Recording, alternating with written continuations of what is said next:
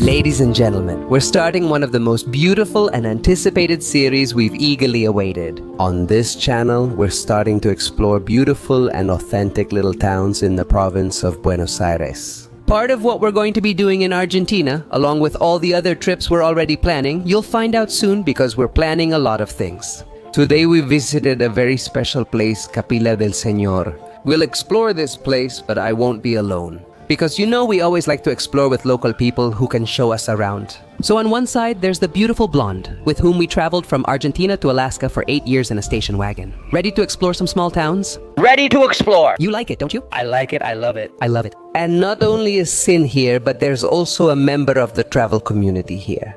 It's worth noting that we welcome our dear friend. Pedrito, dear Pedrito, thank you for welcoming us to Capilla. How long have you been living here? For 8 years. What do you like most about Capilla del Señor? The people. Because what you find in Capilla is tranquility, a more relaxed way of life, and that's thanks to the people of the town. Ah, that's nice. We're off to a good start. All right, we're going to go out and explore Capilla del Señor, and we're going to show you why it's worth getting to know Capilla.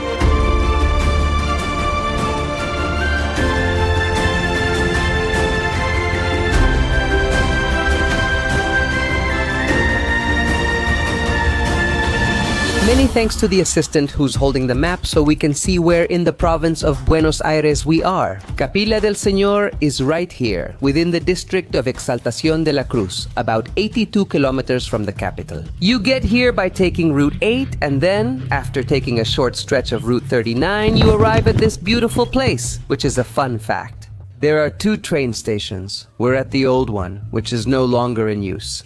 This Urquiza line station, built in 1886, is out of service.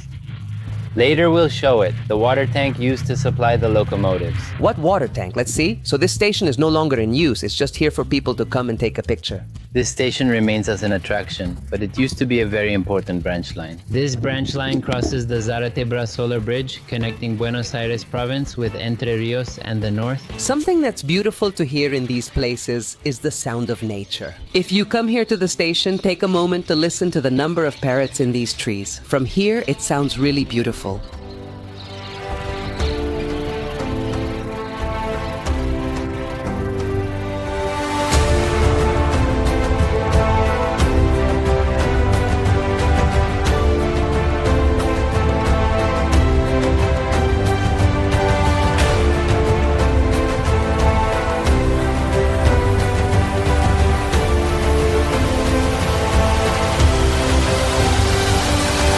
And now we've come to the Capilla del Señor cemetery. We spoke with Raul at the entrance, who welcomed us. He's the cemetery director and was sharing information with us. The place we're arriving at is where the first grave was placed, which gave rise to this entire cemetery, and it's this one right here. And this corridor you see is where the mass grave was during the cholera epidemic of 1868.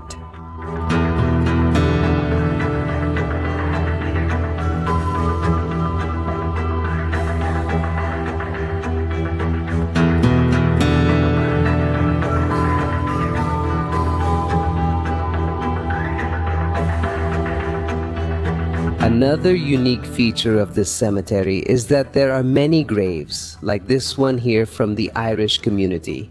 In fact, Raul was telling us that around October or November, they have a whole celebration with dances in the town, and then they come to the cemetery. And on the other hand, I want to show you that here we have, believe it or not, the grave of Felix Luna. In this same cemetery, a very modest grave.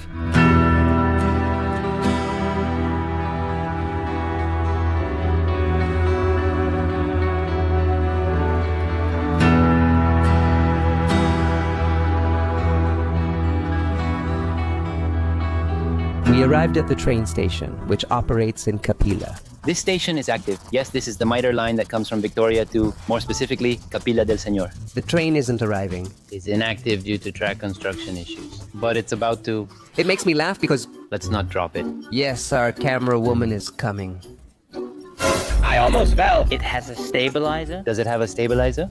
I would say let's walk, right? But let's walk along the road or on the sidewalk. Here! Well, let's go this way. You were telling me that the train isn't arriving? Right now, it's not arriving because of the need for construction on the tracks. But it's a branch line that was active until about a year ago, practically. Alright, so people could travel to Capilla del Señor from Retiro. From Retiro, Take the train to Victoria, the one to Tigre, then transfer at Victoria. Transferring at Victoria The one that goes to Tigre. And from there, coming to Capilla del Señor. to see Capilla. Nice station, right?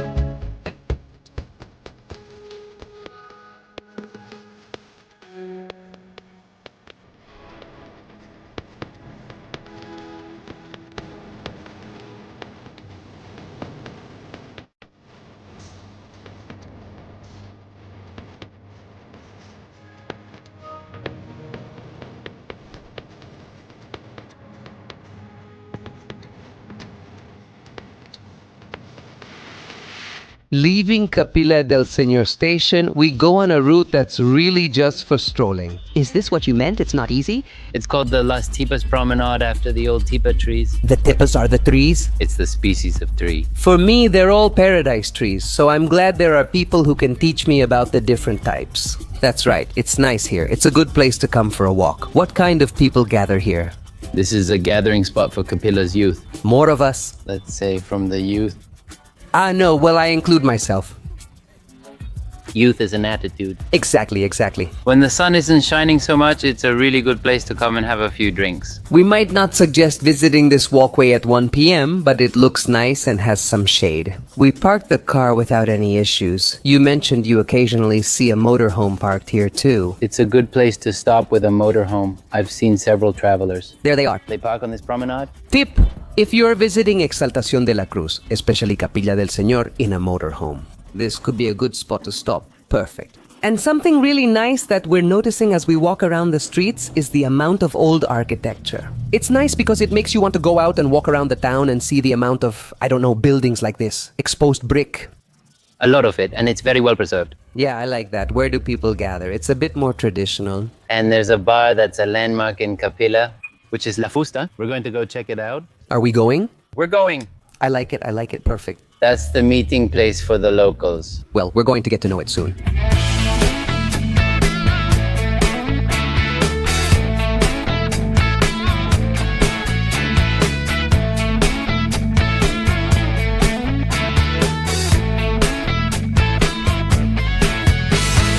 We passed by a little place where we saw motorhomes, trailers, beautiful little things, but look at this gorgeous thing here too. A 1964 estanciera beautiful, and the guy was telling us it's for sale. It's nice. Let's see if we can look at it more closely. I was looking for one, an estanciera to buy and go on a trip. Well, here you have one in Capilla del Señor, $7,000. Look at it, it's beautiful. So yeah, you can come check it out here.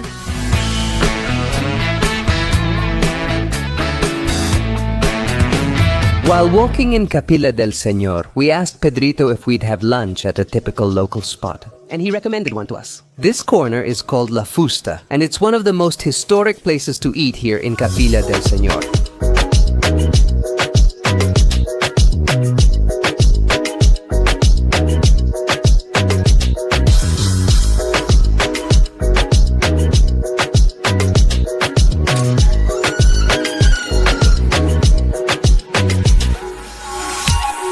As I was saying, we visited a typical iconic historic spot in Capilla del Señor. And we have the honor and privilege of talking with Javier, the owner of La Fusta, right? That's right, it's 60 years old, and my family and I have been here for 44 of those years. I'm turning 45 this year, and it's the oldest bar around. The oldest one. The oldest one opened during the 1964 carnival. What feeling does it give you? Capilla del Señor for you? What does it represent? What does the chapel mean to you? It's my town, it's my place in the world. Look, I can't see myself living, well, I could live in the countryside, for example, but no, I couldn't live anywhere else. Capilla has something, and even after years here, I still don't know why. People come back, they always come back. They might just be passing through once, but they end up coming back. Pedro can tell you. How long have you been here, Pedro? And how long have you been here? 8 years. 8 little years, imagine that. Fine. Many years ago, a secretary of tourism from the province of Buenos Aires, we were all there waiting to talk to him because we wanted tourism, and he asked me, what does Capilla have? Well, you know, someone would say to the church that we don't have a river, we don't have the sea, we don't have mountains, we don't have hills, we don't have a lagoon, so what do we have? And us to raid? You show that idiosyncrasy of the people yourselves, and that's really what we show to others. I loved it and was touched by how you said it. I promise I was listening. You were also telling me that at the end of the year, you do a very special year-end celebration. At the end of the year, we have a party, a toast, there's music. That's how it started. We used to do it indoors, but there wasn't room for everyone anymore. The last time, I think there were about 200 people and you couldn't even leave.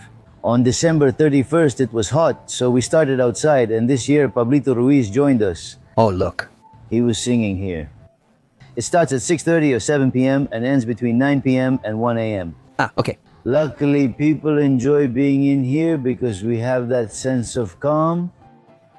You can tell it's calm. Everyone greets you as they pass. Javier, it's nice with friends. I say that the business is also made by the people, that quality of wonderful people who come here.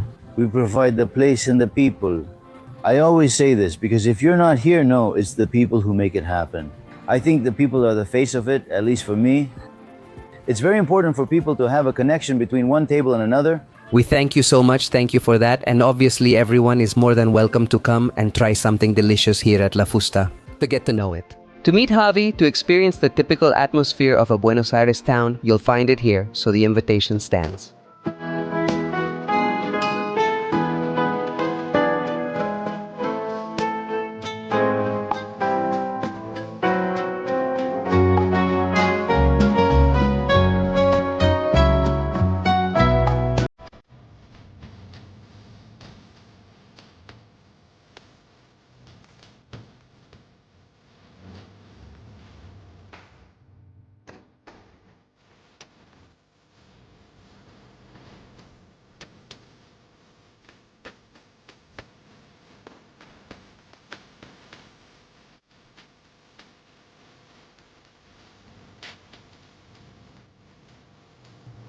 We just finished lunch and saw that the street is closed here. Up ahead, the girls were closing off the street because there's a truck with a lot of food. There were mattresses and other things. The girls said it was nice to meet you. I'm Andy. What's your name? I'm Luis Maidana, president of Rotary Capilla del Señor. And are all these donations that you gotta take to Bahia Blanca? That's right, these are donations that the community has made over the course of a week, which is when we launched the proposal. We got a truck through Oscar, the guy who was just here, who kindly offered to do the transport without charging anything. So, well, everything helps.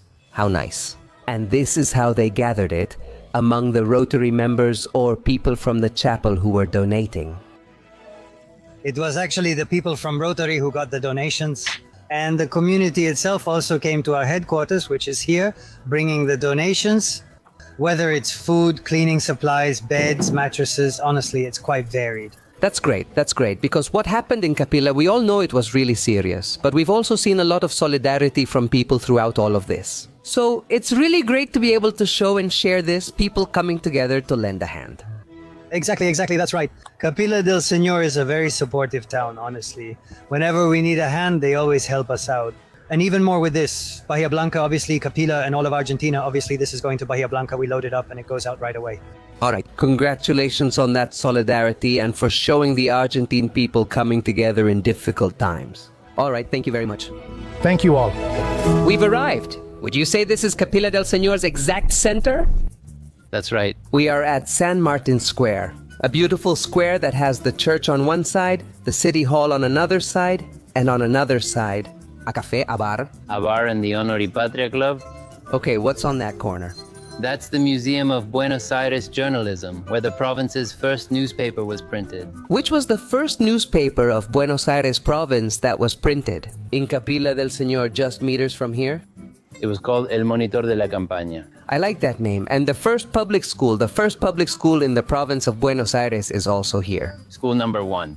In that direction, school number 1. It started at the municipal building, then moved to its current location in 1910. We discussed how Capilla del Señor was a place, A key spot in the commercial circuit. Everything from the port area and Arte Campana passed through here, making it a required stop.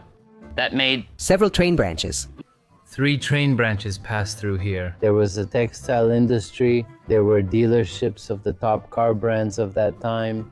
Those dealerships are gone now. The boom of Capilla del Señor faded a bit when they split up. Before it was a single district, Exaltación de la Cruz, and then the district of Sarte, the district of Campana, they split up. So Capilla was disconnected from the Paraná River. So that's when the commercial circuit changed and it started to lose a bit of the prominence it had at the beginning.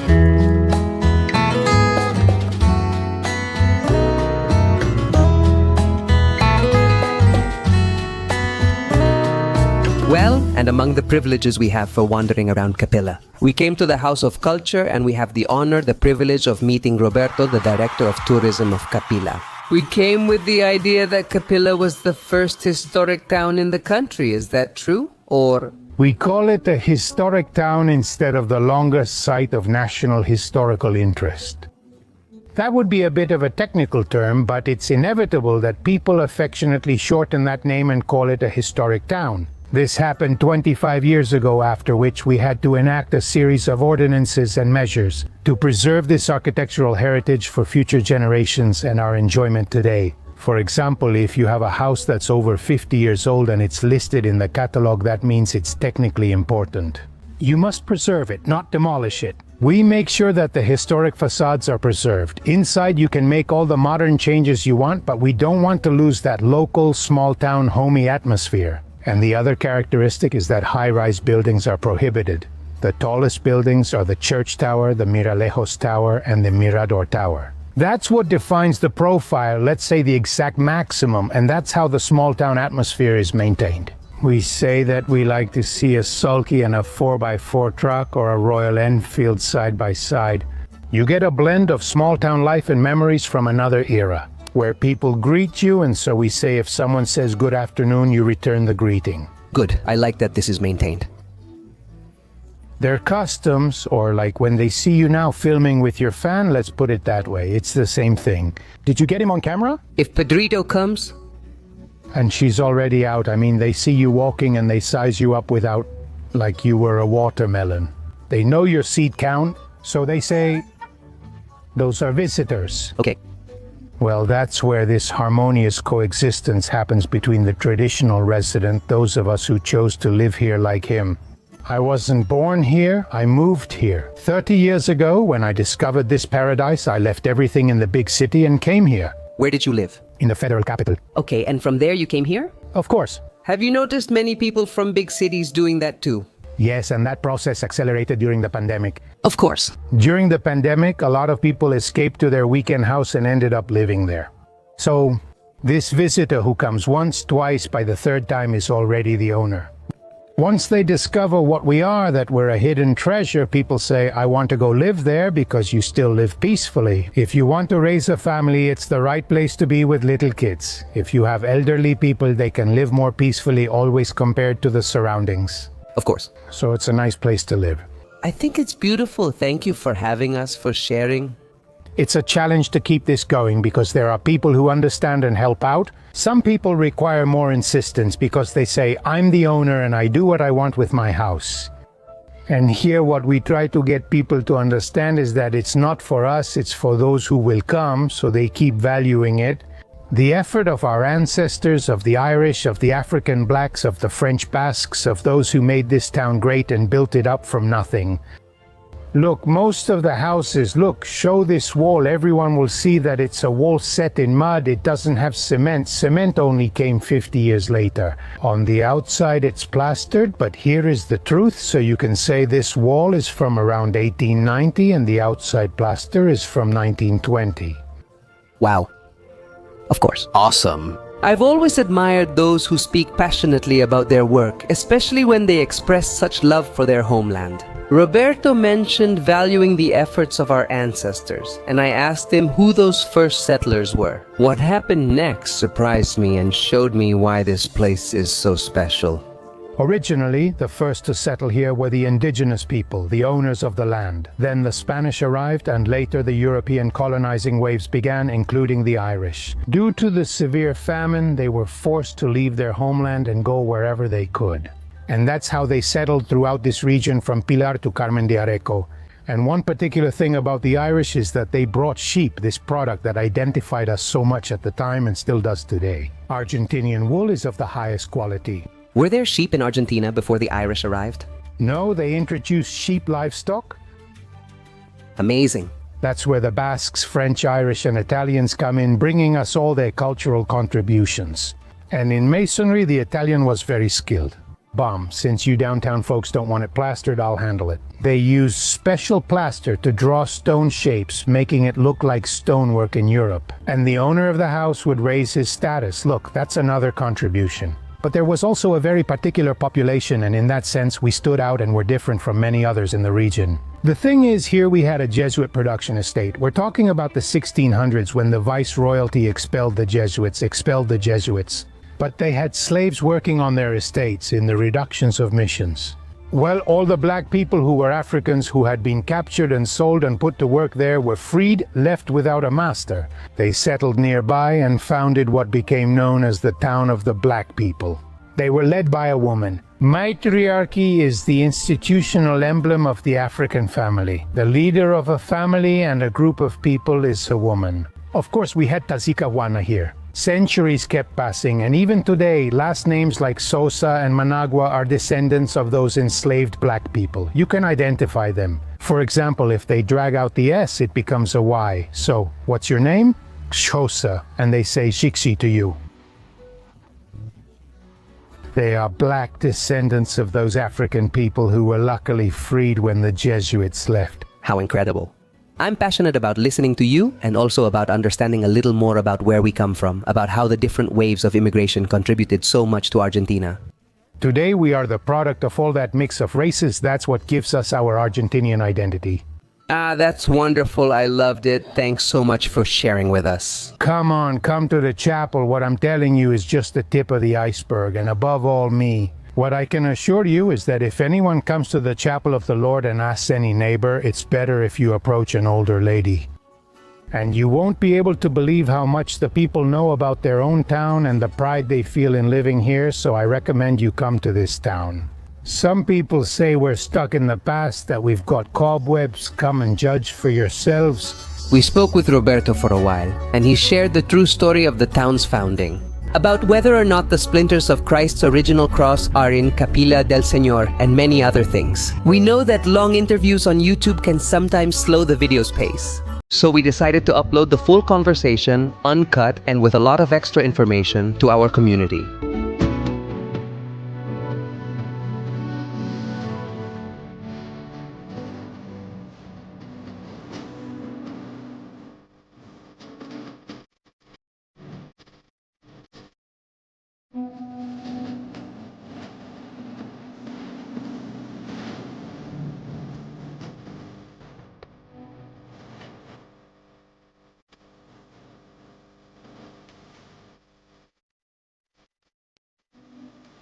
If you ask me, what we're discovering about Capilla del Señor is exactly what we wanted to go out and do. As we travel through Buenos Aires and later other provinces, we're discovering the culture, idiosyncrasies, and identities of the towns in Buenos Aires.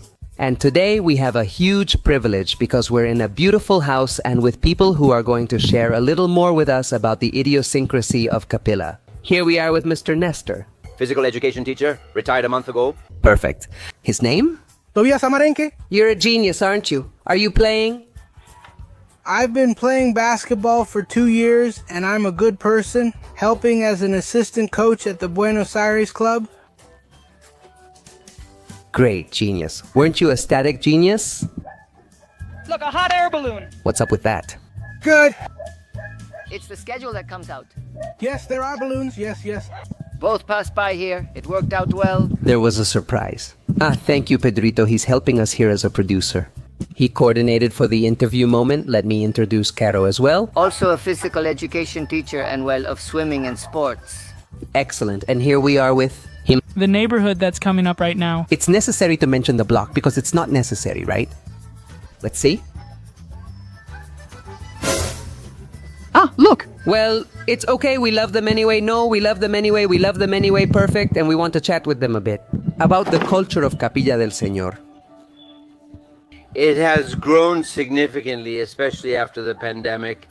It's still a town where most of us know each other. There are fewer now, but most of us still know each other.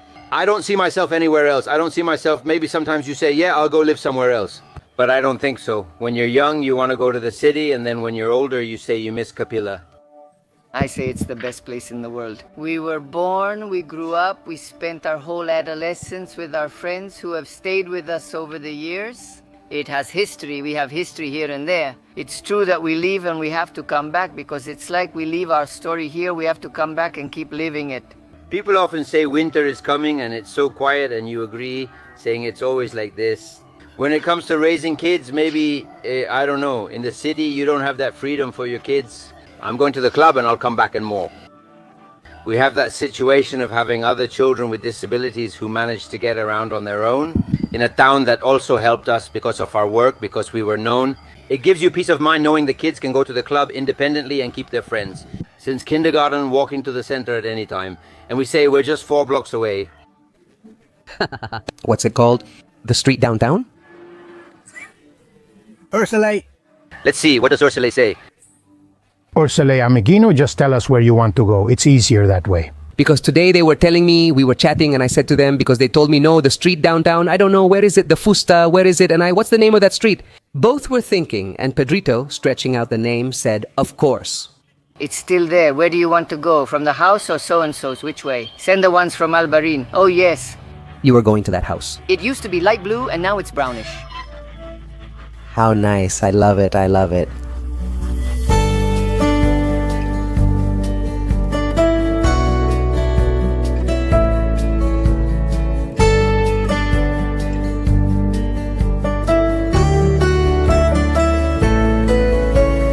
And we just talked about the kids, not about the condition they have.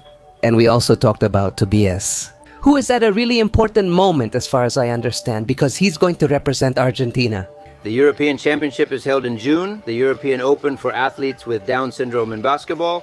We run the Tigers, a project for kids with various disabilities, including intellectual ones. A national league was created with 12 or 14 teams across the country. Look, the Argentine Federation of Athletes with Down syndrome invited us to join the coaching staff, where we met nearly 100 kids from across the country. 8 were chosen to represent Argentina's national basketball team in June in Ferrara, Italy. It's a real source of pride.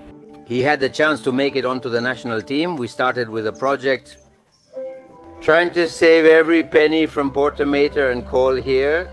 Call over there and look for sponsors. we know that they're raising funds so you can travel. Yes, they're fundraising through the Federation or FADAS. He also has his own account, Tobias de Barenca, for receiving donations. Anyone interested can join since we want to benefit from this. Also to be able to spread the word about this fundraising so that people who want to help can travel. Like Tobias Salvarenque, that's his account.